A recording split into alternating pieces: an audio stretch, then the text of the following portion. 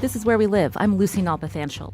August 14th is primary day in Connecticut. We're sitting down with candidates for governor, and today a newcomer is in studio with us. Steve Obsitnik makes a point to stress that he's not a career politician. So today, Where We Live, we'll find out why he wants to run for governor after a career with the U.S. Navy and later as a tech entrepreneur. Do you have a question for Steve Obsitnik? You can find us on Facebook Live. You can search for Where We Live. You can add your question in the comments below the video stream, or you can join the conversation. The number 860-275-7266. And as always, you can find us on Twitter at Where We Live. I want to welcome Steve Obsitnik to our studios. Thanks for coming in. Of course. Thank you, Lucy, for having me on. We've talked to other candidates, and of course, the first question that many people ask, and you're well aware and you're used to asking, is why are you running for governor? You want the top 10 reasons or the top 40? Look, for 30 years, Connecticut's been managed by what I call takers. So this discussion has to be about makers versus takers. And what takers do is take money from your pocket and put it in their pocket. And that's what career politicians do.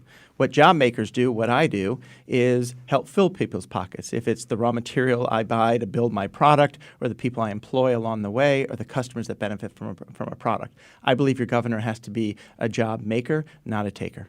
I mentioned you're a newcomer. You did run for the U.S. House in 2012, losing to the incumbent Jim Himes. But for many of our listeners who may not know your name, Steve Obsitnik, tell us when I say that you're a tech entrepreneur, what that means and how many jobs did you create in your career? Yeah. So, real quickly, Steve Obsitnik, it's a Slovak name. My father and grandparents immigrated from Czechoslovakia 6 months before Hitler rolled through. So if you translate Obsitnik into English, it means one who's been honorably discharged. So my family's been serving for a long time. I grew up in Stamford. I've lived in Enfield and Groton. I've lived all over the state and understand the culture of Connecticut very well. I attend the U.S. Naval Academy. I did my submarine service in Enfield, or Windsor technically, and Groton, before I pushed out on a nuclear submarine. Most of my time was spent under the polar ice cap chasing Russians around. So when you find yourself about 15 feet below a 10,000-ton Russian submarine, you realize in those moments that there are more important things to life than self-interest and special interests. What matters in life to me is the mission that I'm on. And for far too long, we've been managed by special interest and self-interest.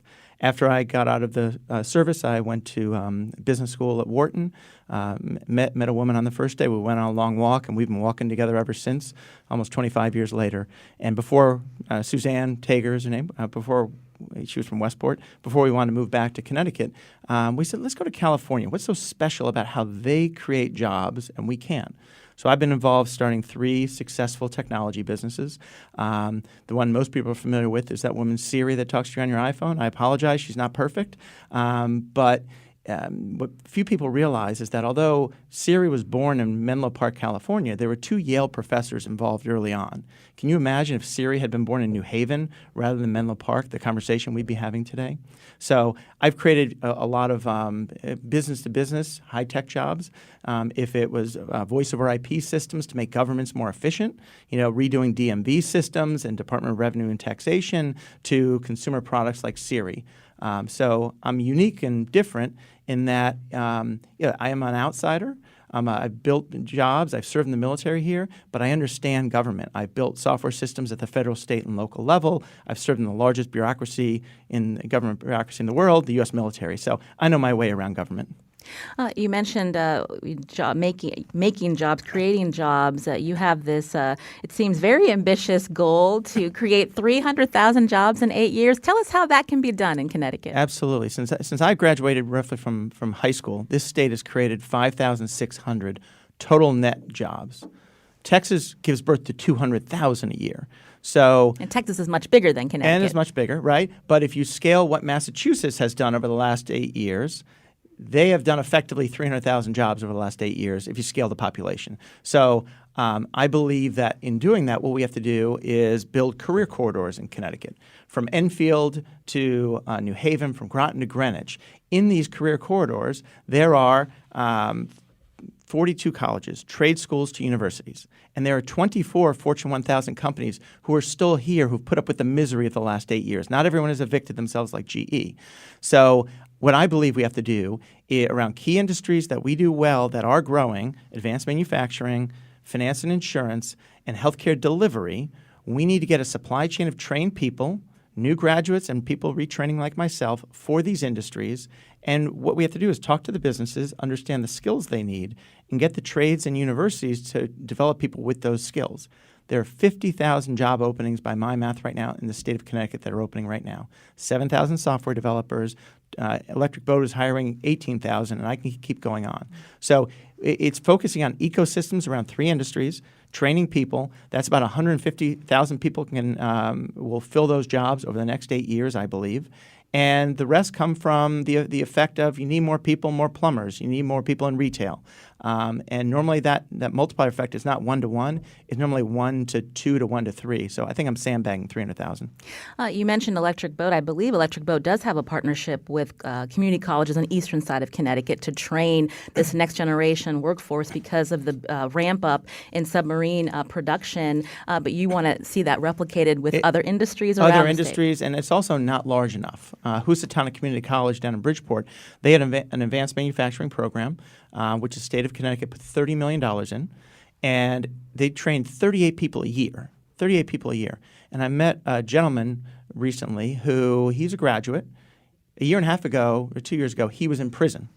He gets out of prison. He goes through this trade program. Now he has a job with Electric Boat making $80,000 a year. I don't think that gentleman's going back to prison. The problem is 38 isn't enough. That has to be 4,000 people a year that we put through. So we have little things that work in the state of Connecticut. We just aren't good at scaling things up to drive 300,000 jobs. 38 is not enough. We need 4,000 people coming out of a program like that. You're listening to Steve Obsitnik. He's a Republican candidate running for governor.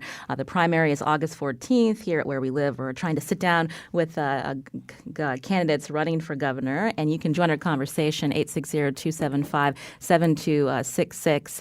You mentioned again the importance of job creation turning around the state of Connecticut, but Connecticut's got some big-time problems, including this huge pension liability and the fact that I think a third of the general fund is being used to pay down that pension liability. Correct. How do you tackle those problems if you're elected? Yeah, so look, I have a 5-step plan to build 300,000 jobs over the next 8 years. 5 plus 3 equals 8, okay? What leaders do is set a bold vision, and I have the boldest vision of anyone running for governor, and those 5 steps reinforce how we get there. Step 1 is we have an outdated, overly expensive government. We need to bring in digital services to deliver better quality of service to citizens, and I can talk about specifics on that. And along the way, we need to reduce how much we spend on government. Growing government has been our jobs project for these last 30 years, and it doesn't work. Hasn't Governor Malloy reduced the size of government during his terms in office? I think more than 12%. On a headcount basis, not on a dollar basis. Okay, so it doesn't. If you're still spending more on government top line than you were before, there's still a problem. And his answer has been to keep spending money on government and increase taxation on top. What I believe in is we have to do 3 steps.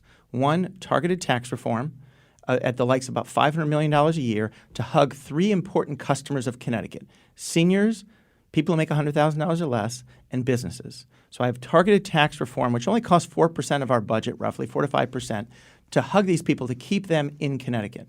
Then we have to go after $3.5 billion of spending, right? So the net gain is a 10%, $3 billion savings, which is the size of our deficit over the next 2 bienniums. And we need to bring that discipline in. The Republicans just down the hill, they put forward 16 balanced budgets over the last 8 years, 16. And as I always say, look, I'm not the smartest person in the room, especially in this room with you, Lucy. But what I am the best leader, in the field. Because what I do is I build teams, I drive vision, I listen to folks, and then we measure progress along the way. And I'm the candidate to do that. I don't think you need someone to be the smartest person in the room. You need someone to be the best leader in the room. You mentioned the state Republicans' plan. When listeners and other residents in the state of Connecticut look at what's happening at the state capitol, they see partisan gridlock. They see parties that don't often compromise. They see parties that sometimes will push out the governor from budget negotiation, which has happened. I mean, again, if you make it through the primary and you make it to the general election, I mean, how do you get the job done past all this partisan bickering? Yeah, well, that's been the story of my life. Like when you push off in a nuclear submarine and you close the hatch, you don't pick who you go to sea with. But you know what? Once the hatch closes, you have to accomplish the mission. And I think a lot of that is tone. That's why, my vision, there's some people running who want to eliminate the state income tax. It sounds wonderful, the first sentence. The problem is you never get to the second sentence. And you know what? There are people on the Hill over there that don't want to eliminate the income tax. But show me someone on that Hill who does not want to build 300,000 jobs. What's your take on Mark Boughton has proposed eliminating the income tax over a 10-year period. What's your take as a candidate? Do you think that's feasible? Like I said, I believe in targeted tax reform, day one, right? Basically hug seniors, working people, and businesses. Go after the size of government, and when we do that, then we can look at broader-based tax reform. Look, I'm an engineer. I know the four-letter word, math, right? And we have to get the cost of living down here. That is we are overtaxed on many levels. But the question is, who has the right plan to get there as opposed to just dreaming something happens? This is Where We Live. Again, Steve Obsitnik is in studio with us. You can join the conversation, 860-275-7266. Now, we're getting some comments. David writes, state workers are scapegoats for the state budget. Why doesn't Obsitnik talk about the Hartford Business Journal report on Connecticut companies dodging taxes? I haven't read what they're referring to, but look, I'm not here to scapegoat anyone. Look, I believe that state workers and retirees that were promised a benefit by a union boss and a politician, it's not their fault that these people didn't pay for it.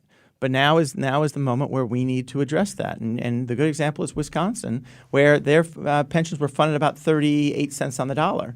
And 8 years later, they're funded at 99%.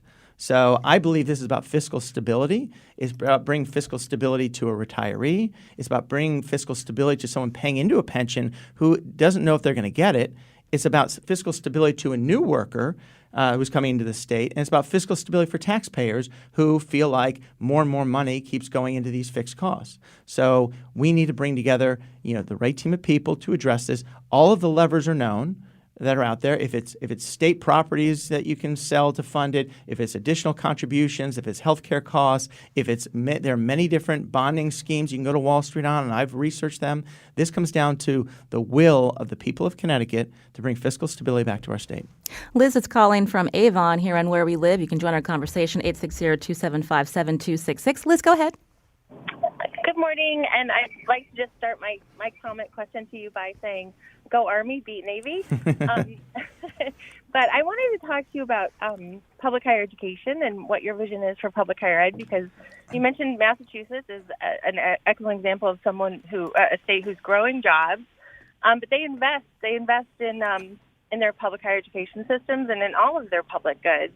They're also known as Taxachusetts, as you probably well know, but here in Connecticut, our public higher education institutions are seeing a constant and really, deathly sort of downturn in investment and an uptick in costs like tuition and student fees for people who want to go there. And if we need to develop this workforce that can, fill these jobs that you want to create, and especially in the tech sector, people are going to need that kind of public higher education. And that kind of training and that kind of education. So how are you going to address that sort of side of Connecticut? Great question. And look, I am always on the side of a good football game. We lost in a last-second field goal that Army won. I was getting tired of we beat Army 14 years in a row or whatever it was. So that was getting a little boring. So I'm always happy to see Army, take one back on the field. But to specifically answer your question, I think you're right. It comes down a lot about priorities. Why is UConn spending $500,000 on these tiles in their lobby, these colored tiles? Why are we spending $500,000 on something like that when we should be putting it on the education of the software of the human mind, right? So we prepare people for jobs that are here and jobs of the future. So you're absolutely correct. I think that there are a lot of inefficiencies in terms of how we spend money in higher education, and that money has to be focused on the classroom and getting people ready for jobs that are out there today, and that includes community colleges all the way up through universities. And I think part of my larger vision here is taking a playbook of what happened in New York. Mayor Bloomberg said, we need an applied research university around technology in New York. We don't really have one. He had a patch of dirt called Roosevelt Island, and he put out an RFP, and I'll do this my first day too. I will ask what applied research university in the world wants to move to Connecticut or maybe is here that wants to help build, our Roosevelt Island. And he got Cornell to come from Ithaca, Technion to come from Israel. He put in $100 million. These schools partner with Google, Facebook, and Uber. They brought $1 billion to the table. It's called leverage. And in 6 years, they built 2.2 million square feet of new city, hospital, residential, retail, millennials flocking in, everything we want. And we need to bring a Roosevelt Island approach to anchor around cities like Hartford or Bridgeport, Stamford, or New London around these industries. And I will fight for one, but I will dream for three around these key industries. You're absolutely right. If we don't start planting some seeds like this for the future, our cities will still stay subscale. We won't have the workforce here, and we will still drive people to Massachusetts. Do you support giving tax deals to these big companies to attract them here? The latest being this fintech company in West Hartford. They're getting a $10 million state loan if they can, promise the 330 jobs that they've promised and get it done within a certain period. Do you support that? I don't. And right now, I know the state auditors are looking at this First Five program and the claims of how many jobs are really generated and everything else. I believe that if you lower the cost of living for everybody, that people will stay. There are 24 Fortune 1000 companies, as I said, that are still here. Many of them most of them have not gotten their own personal grant. And they view it as, back to the old picking winners and losers. I'd rather create an ecosystem around industries so that you keep them here for the right reasons, which are competitive reasons, not because somebody gave you a grant and maybe paid it off early. And we saw that with Jackson Labs now. This is Where We Live. I'm Lucy Nalpathanchel. Today, Steve Obsitnik in studio with us, Republican candidate for governor. After the break, we'll continue questions for him, and you can join our conversation too. 860-275-7266. Find us on Facebook Live.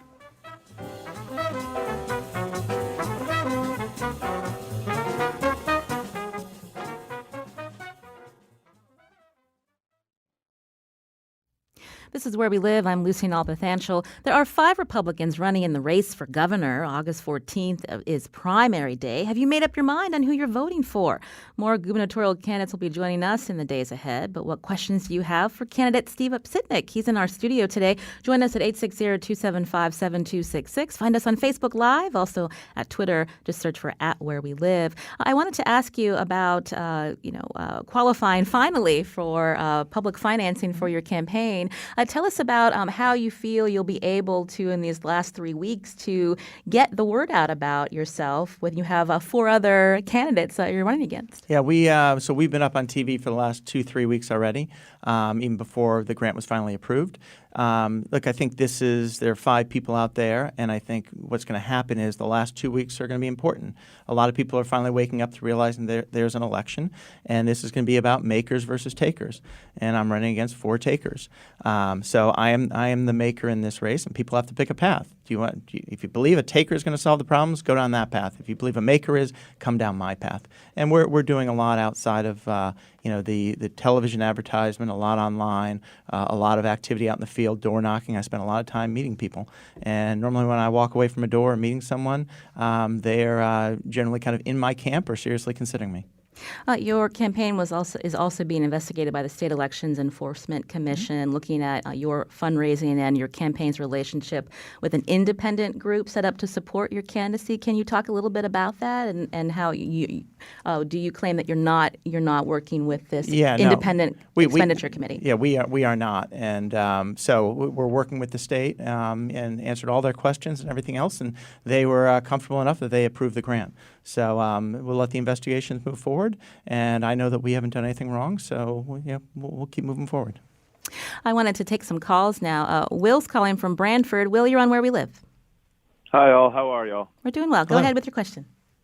So I was wondering I understand that part of your plan is to reduce government spending by maybe cutting taxes, and I had one question concerning state transit. I know in the last few years in Malloy's office, I've seen more CT transit buses and overall easier access to public transit. But there's also a lot of work to be done. Like, as long as I've been living in this state, I-84 in Waterbury has always had something going on. Yes. So I was wondering how that was going to be affected in your plan. Yeah, great question. So I drive in this RV. We call it RV1 instead of Air Force One, and everyone autographs it with Sharpies, leaving messages. And I have to tell you, that RV finds every pothole on 84 and 91. So I'm acutely familiar with the problem out there.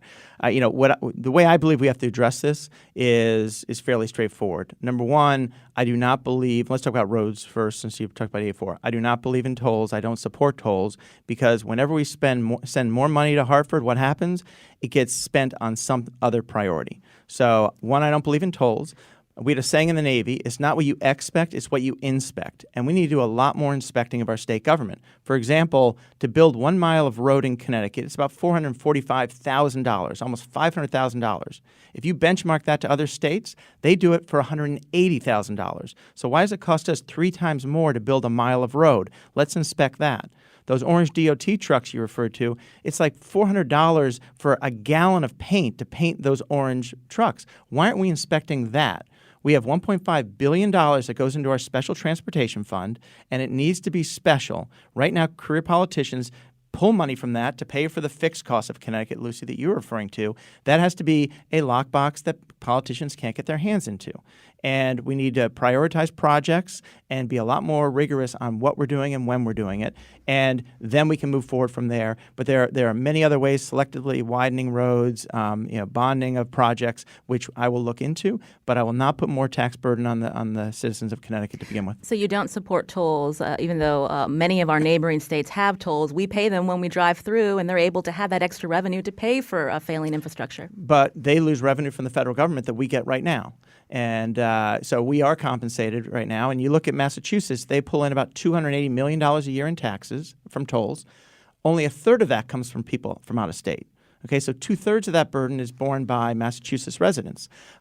If we were Massachusetts and everything was going like it is for Massachusetts, they have a better education system than us. K to 12, better higher learning. Their economy is growing, and if they had people flocking in, we could have that discussion. But right now, when we evict 100 people a day from Connecticut who have to move somewhere else because there is an opportunity here or it costs too much here, that I am not going to start by increasing the cost of living here. That's the wrong thing to begin with. Often we hear from politicians and others about the people that are leaving because they have the means to leave, or people who are retiring because they've worked hard and they're able to use their pensions in another state. But what about the people who can't move from Connecticut? What would you do for them? Like I said, day one, targeted tax cuts. If you make $100,000 or less, your marginal tax rate goes from 5.5 to 4%.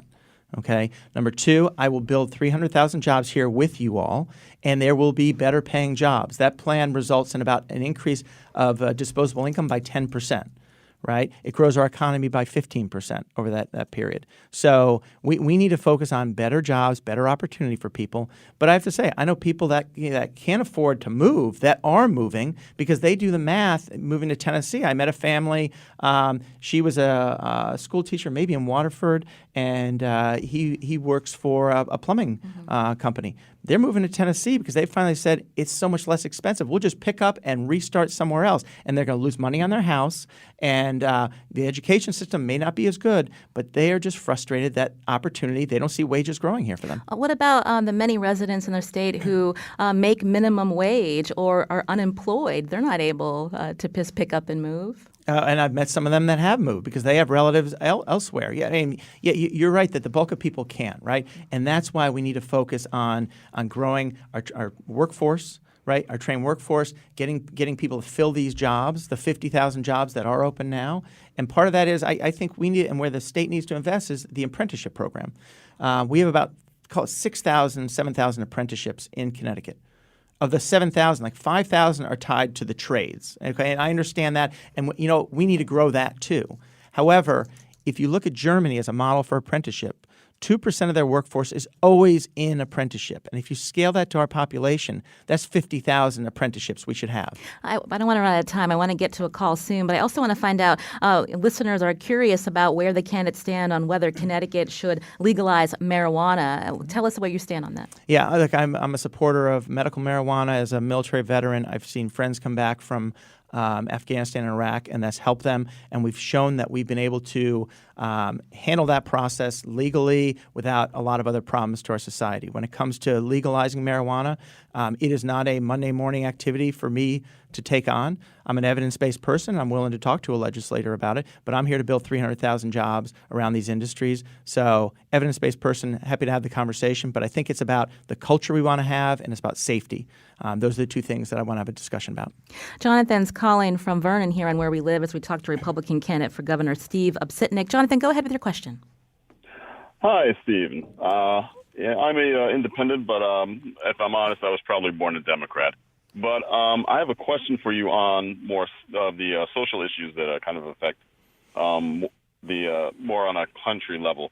I'm curious to where you stand on women's rights, where you stand on Roe versus Wade, and where you stand on LGBT issues. Mm-hmm. Yeah. Thank you, Jonathan. Yeah, thanks, Jonathan. All very important questions, and I know people across the spectrum feel differently about them. I do support a woman's right to choose her healthcare decisions, and a man's right to make their own health decisions. I do support LGBT rights. That's just where I sit on those topics. Again, you're running against four other candidates for governor in the Republican primary August 14th as well. We have Democratic candidates running as well. Some of them may appeal more to what they consider the Republican base. I mean, how do you, again, get past that and then appeal to more unaffiliated voters if you make it? Yeah, well, look, I appealed to the Republican base already. I was one of the people that came out of the convention. It were like 13 people, and 3 of us came out of the convention. So, I do believe that I share fiscally conservative values, and I stated where I stand on the social side. So I think I resonate well because I think Republicans want to win. So this is about electability, and you have 2 career politicians that I'm running against. If you trust them to solve the problem, if you trust a career politician, you got 2 choices. And then I'm running against 2 people in a Republican primary who are Democrats and have given thousands of dollars to Democrats. Nothing wrong with that, but the question is, what do Republican voters want? So I believe that I reflect the values of a Connecticut Republican better than anyone out there. I have the experience, having served in the military here, created the type of high-tech jobs we need here, and I have the character to get the job done. For me, this is fairly straightforward. This is the last political office I will ever run for because this is not about my self-interest or special interest. This is about a mission for Connecticut, 300,000 jobs. When I'm done being your governor for 1 term, 2 terms, or God forbid 3 terms, I go home. I don't want to be your failed U.S. senator or your failed U.S. congressman. I don't want anything else from Connecticut because we're going to have to run into this fire, right? And all submariners are trained firefighters. And what we're going to have to do together to accomplish it is not going to be about my self-interest. It's going to be about our mission of turning this submarine around and getting us back into port safely. We got a comment on Facebook. The person writes, there are many Republicans in rural areas. Do you have any ideas to help them? Yes, 300,000 jobs. And the interesting thing about Connecticut is within anywhere, and I know this on driving the RV, you can get from anywhere in this state to a good job in an hour and a half if those jobs aren't around you already. So, I believe these corridors, as we grow them, they will expand outwards. And we have community colleges in rural parts of Connecticut now. We need to draw them into the equation and make sure that they're training people in those areas for those jobs. The rural part of our state is a gem too. And it looks at the wine tour you can go on to we have bison that we're growing up in Brooklyn. The largest farm in Connecticut is not up north. It's the oyster beds off of Norwalk. So we have these other assets that draw into our economy, which we need to make sure that we bring along. But I believe we need to start at the core around 3 industries, hiring 300,000 people that are building jobs, and that will then have a rollover impact of people being able to afford a second home in the northeast, northwest corner going forward. I'm curious if you could talk a little bit about the state's approach in recent years on renewable energy investment. Sure. It's been subpar. What would you do differently? Well, once again, Massachusetts is running circles around us, and now so is Rhode Island. Part of my plan is I believe we need to reduce the electricity cost by about $1 billion to make it more affordable to manufacture here and for people in their homes. Right now, about 2% of New England's power comes from solar right now. 50% of our supply comes from a nuclear power plant down around New London, right? So for me, energy has to be a portfolio. of different things from natural gas, nuclear, and renewables in there. So I'd ask the question and say, right now, Massachusetts is bringing down a hydroelectric line from Quebec. Why aren't we participating more aggressively in that project? Massachusetts and Rhode Island started years ago with a wind farm off of Block Island, which we chose not to participate in. Why aren't we looking more aggressively at partnering in the region with those states? Now we're starting to have some discussions, but like a lot of things in Connecticut, it's small and subscale. We need to be more aggressive at driving these policies forward because energy is a security issue because we don't generate a lot of our own power here. And when it comes to cyber threats on the grid, we're very exposed on the supply of electricity as well as the cyber element of it. Sarah writes on Facebook that she is tired of the maker versus taker narrative. She writes, she's a self-employed taxpayer, not a taker, and if insurance companies get their way, my insurance will have increased 40% in 2 years. How can the state help people like Sarah? Well, I think Sarah's a maker. That's what she's exactly doing. You know, the problem is when the state keeps taking more money out of her pocket and instead of empowering makers to do what we do. I believe that government does three things. Keeps people safe, takes care of people who can't take care of themselves, and keep as much money in everyone else's pocket to grow an economy. That's what makers do. We had heard from a listener who wanted more clarification on where you stand on Roe v. Wade, and with the new governor, would Connecticut abortion measures be safe? Yeah, I apologize. When the question, I knew there was a third thing which I didn't address. So I think I said it before, but I do support Roe v. Wade and that court decision. I don't believe that it will be overturned at a national level, but people should understand that our state constitution also affords effectively Roe versus Wade rights locally. So even if it is overturned nationally, there are protections here within the state. Magdalena writes also, young people want to live in vibrant cities. She wants to know more about your plan to rejuvenate Connecticut cities. Absolutely. I mean, that's the whole concept around these Roosevelt Island ideas is to reinvigorate our cities. The cities are our future. Right? No one's ever given me a good reason why our largest city is 115,000 when Boston and New York grew up. We were the arsenal of democracy. We manufactured, a good part of the defense industry here for many, many years. We never invested in our cities. So this is not a short-term fix, but we have to start anchoring, I believe, an applied research university in some of our cities, right? I think Yale has to be more applied research focused. I don't want to offend any Yale folks on the airways, but we need to do a lot more to develop the jobs of the future here around the industries that we do well here. And that's key. That Roosevelt Island model, you can go online and check it out, is key to what we need to do. That is the ultimate public-private partnership, and it can be done. We just have a couple of minutes left. I did want to ask you, for so long, Connecticut has relied on slots revenue from the two tribally owned casinos. Now there are plans, construction, I don't think has happened yet in East Windsor. What's your take on whether we should have a new casino here in the state? And there has been some debate in the General Assembly that if we're going to have another casino, it should be in Bridgeport. Right. So I am not for government being in the casino business and subsidizing more casinos. Number one. Number two, if somebody wants to come and invest $700 million into one of our cities to create jobs, I'm all for that. And if that's a casino, I'm happy to talk about it. I don't think government should fund it. And that might be the tribes wanting to put another casino in Bridgeport. But it shouldn't be taxpayer dollars from that standpoint. I will be the Chief Economic Development Officer of the state of Connecticut. My focus is on 300,000 good-paying jobs for our state. But state government and taxpayers shouldn't foot the bill for that like they did with this First Five program, which has failed Connecticut. Over $1 billion spent on businesses which hasn't returned what we expected. I mentioned the fintech company that's going to relocate to West Hartford. When we talk about different industry, again, defense has been an important one and billions of dollars in revenue for the state of Connecticut. But besides defense and fintech, what should be the next focus we have in bringing new industry here? I don't know if we need to bring new industry here. We have to expand what we got. Healthcare delivery is a great example. We have, and this is counterintuitive, but I don't think we've earned the right to have millennials flock here yet because of what your listeners said before in terms of our cities, right? However, every day, and this is what a business and an engineering mind gives you. Every day for the next 20 years, every day, 10,000 people will retire. That's a market to me. Also, Connecticut is graying. Our population is shifting older. I view that as an opportunity. Why don't we create a center of excellence for senior living in the state of Connecticut? No other state is doing this.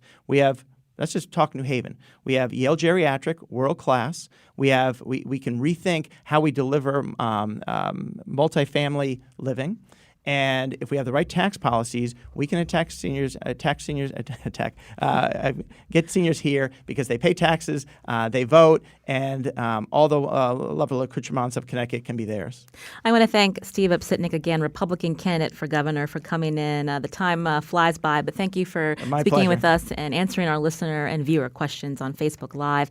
This is Where We Live. I'm Lucy Nalpathanchel. After the break, we're going to get some analysis from two political science experts, and we want to hear from you. What are you looking for in the next governor of Connecticut? Again, in the next few days, Where We Live will have more candidates in studio. And join us, 860-275-7266.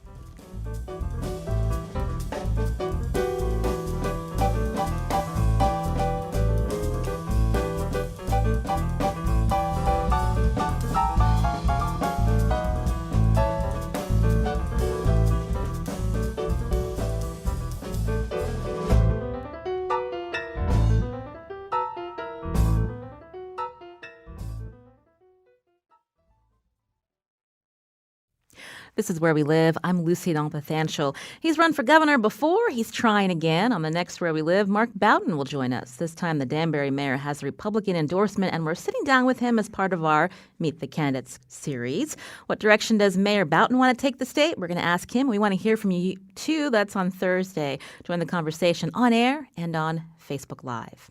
Now, we just heard from Republican gubernatorial candidate Steve Obsitnik, the GOP endorsed candidate. As I mentioned, Mark Boughton will join us this Thursday. But we wanted to get some analysis about Mr. Obsitnik. And joining us now in studio is Ben Mallett. He's a senior at Yale University, campaign director for the Yale College Republicans. And we should note that Ben is currently an advisor to Mark Greenberg's campaign for state comptroller. And he was communications director for Mark Handler's campaign for governor earlier this year. Did I get it all, Ben? Yeah, it's Mike Handler rather than Mark. Mike Handler. Thank you, Ben. Thanks for coming in. And I want to thank and also welcome back to the show Dr. Bilal Sekou, Associate Professor of Political Science at Hillier College at the University of Hartford. Bilal, thank you for coming in. Thanks for having me. So since Ben is new to the show, I want to get your take on Steve Obsitnik as a candidate. Right. Well, thank you so much for having me. I thought Steve's interview was very interesting. I certainly followed his candidacy during the convention and over the subsequent months, over the summer. He strikes me as a candidate who is very successful in employing rhetoric to really lift people's spirits. He's an optimist candidate, which I think a lot of people in Connecticut appreciate.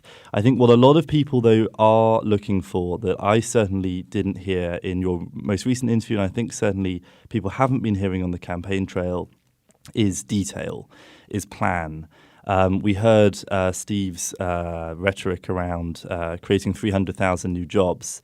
I think a lot of people, and certainly a lot of your listeners, would like to know exactly just how he's going to do that. Concepts like knowledge corridors and cutting $3.5 billion from the state budget are all very well, but I think people would also like to know where those $3.5 billion cuts are going to come from. Bilal. Yeah, I had a similar reaction to it. What was interesting to me also about it, there were moments where I thought, wow, he's a Republican.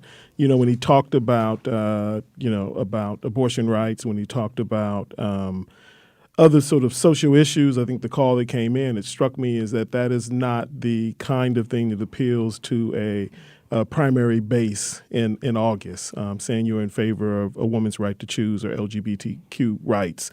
The other thing that I was struck by in listening, and I think, the comments earlier about sort of the vagueness, and I think it's difficult to get in a lot of detail in a scenario such as this, but it also struck me is that if he's going to, cut $3.5 billion, if he's going to reduce taxes for people under $100,000, if he's going to reduce government spending, if he's going to increase digital services, inevitably that will put him at war with CBAC and union workers. And I don't know how you do that without massive layoffs across the state. So I think there are some details about how to make all of this work that I think need to be worked out. Ben, I had mentioned that Mr. Obsitnik just qualified for public financing. Is that a setback just 3 weeks before the primary? I think it is. I think a lot of other candidates have been spending their money early. As Steve mentioned, he's been on the airwaves for the last 2 weeks, hoping that he would get the money. I think it is a little late. Bob Stefanowski and David Stemmerman have both been funding their campaigns independently and not taking public financing. They've been on the airwaves since February, in Stemmerman's case, May, I believe. That's obviously a huge advantage to them. And I'm not sure if your listeners saw a recent poll that came out yesterday, in fact, which actually has Steve Obsitnik in last place, polling at about 10-11% of registered Republican voters. I would imagine that waiting so long to qualify for his public financing, really struggling to raise the money for his campaign, has had an impact and is a reason for his low polling figures. Our call screener is telling me that during the show, several callers were saying that they're Democrats, but Obsitnik sounds pretty good, but they have lingering concerns about voting Republican generally, and that's, of course, alluding to a lot of frustration what they're seeing in Washington. So I'm just curious your take on that.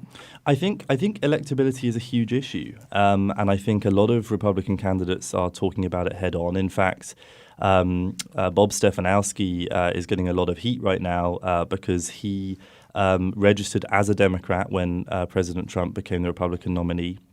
Almost in protest, I guess, and has been out of the country and hasn't voted in a number of elections. Now, normally in a normal primary, stepping away from an unpopular president would make you a more electable Republican. And Bob Stefanowski, I think, because he didn't vote for President Trump, is in a stronger position for the general, for example.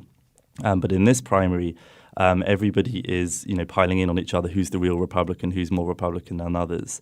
I think what's interesting about Steve Obsitnik is that we can actually look at his electoral history. So he ran in the 4th Congressional District, as you mentioned, and he ran on a very similar platform that he's running on for governor, but actually did very badly. He only polled 40% of the vote to Jim Himes' 60%, polling the second worst figure of any Republican in that district since 1987.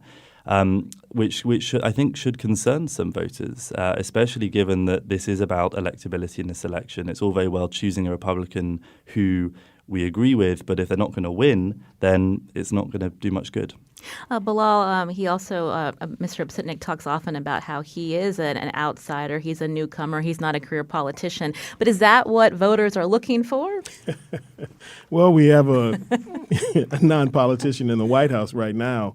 I think it comes certainly with risk. It comes with the potential upside in terms of his knowledge about the business world and working with other entrepreneurs and other businesses. And so he certainly brings some experience to the table, in that sense. I mean, I was quite intrigued by his discussion of, career corridors and working with, public-private sort of partnerships and working with universities and trade schools. I've always felt that, we need to do more of that kind of work in terms of, helping people who don't, for example, want to go to a university but would like to be able to enter a good-paying job immediately or close to coming out of college. And I think the trade schools and some of our community colleges will be key. But I think that, again, the devil is in the details, how he will actually make this work. I'm not sure how you do this without, some revenue increases to support these institutions, but he seems, determined to cut taxes and shrink the size of government. So I'm not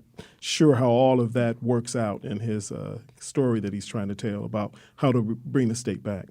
Much has been said about the fact that the primary is in summer. A lot of people are away. So I'm kind of curious, traditionally, who is going to turn out for the primary and how many of them are going to be young voters? I'll start with you, Bilal.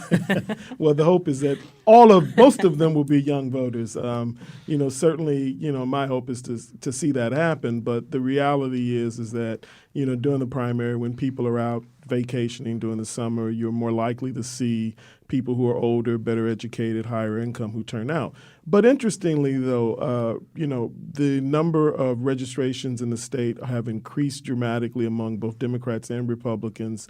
And so this potentially could be one in which more people will turn out. I think the Trump factor is impacting the country and certainly impacting the state. And so there may be more interest in this than we think, but it's just hard to predict. I mentioned that Ben is a senior at Yale University. So of the 5 candidates running for governor, Republican candidates running for governor, which of these candidates appeals to young voters, Ben? Well, that's a good question.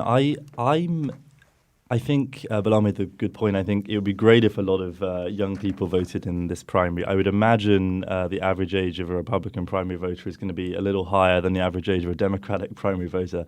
I think these candidates, all 5, are making a great effort to reach out to young people. All of them have been in touch with the Yale College Republicans, and certainly whoever the nominee is going to receive our support after the primary when school begins again at the end of August. My sense is that Bob Stefanowski grew up in New Haven. He went to the bars and restaurants where a lot of Yale kids hang out when he was growing up. He came to New Haven and spoke. He was very impressive. My sense is that one of Bob Stefanowski is going to be very effective at reaching out to young voters. Just having heard him myself and sort of asked him some questions. But I'm not sure. I think every candidate's kind of making a strong sort of play at that. What's interesting, though, is when you think about this from the standpoint of the primary versus the general election, and I think the person that gets that kind of support in the primary could be different from the general election. I thought his sort of comments about the environment, about, some of the things that he expressed about what we need to do around conservation and some other things, his comments about LGBTQ rights, his comments about abortion rights, those are the kinds of things that may appeal to independent-minded young people who are not necessarily aligned with the party, but might find that refreshing, the idea of creating 300,000 jobs over 8 years. I imagine that a number of them would go to young people, that retaining young people fresh out of college would be a major focus. And so in that sense, he could be a kind of candidate because I think in some ways he doesn't fit the traditional Republican sort of model in that sense that he might be someone that independents and young Republicans could look toward. Yeah, I totally agree. I think young people want jobs. Young people want to be able to stay in the States. And I was certainly really impressed with a lot of what Steve was saying earlier about, investing in Norwich corridors and really kind of finding ways to keep young people in the States. That is the kind of rhetoric, that's kind of the optimistic vision that I think a lot of young people are looking for. But I think Bilal's right, perhaps more for the general than for the primary. We got an email from a listener who says that residents have until August 9th to switch to a party affiliation online with the local registrar of voters, or until August 14th to do so in person so that they can vote. We know unaffiliated voters are the largest bloc. Is that something that happens or people are thinking about because, independents aren't able to vote in the primaries, that they're actually going to apply to be part of a party so that they can vote? Yeah, I mean, I think it's great. I think the deadline for switching from Democrat to Republican or Republican to Democrat has passed. So there's sort of an extended deadline if you're unaffiliated, right up until, as you said, a few days beforehand. I think it's great that people do that. I think voting in primaries is really important. It's so many of the most important decisions are taken, when selecting the party's nominee long before the general election in November. I think if you have an opportunity to register as a Republican, if you like one of the Republican candidates to support in the primary, now's the time to do it. I want to thank Ben Mallet again, a senior at Yale University and campaign director for the Yale College Republicans. Thank you for coming in. Thank you. Also, Dr. Bilal Sekou, associate professor of political science at Hilliard College at the University of Hartford. Thanks again, Bilal. And Sure I know you'll be back as we talk to Mark Boughton on Thursday. We're going to have Joe Ganim on Where We Live on Monday and Tim Herbst on next Tuesday. Thanks to digital producer Carlos Mejia for setting up our Facebook Live. Thanks to our viewers and listeners. Today's show produced by Lydia Brown. I'm Lucy Nalpathanchel. As always, thanks for listening.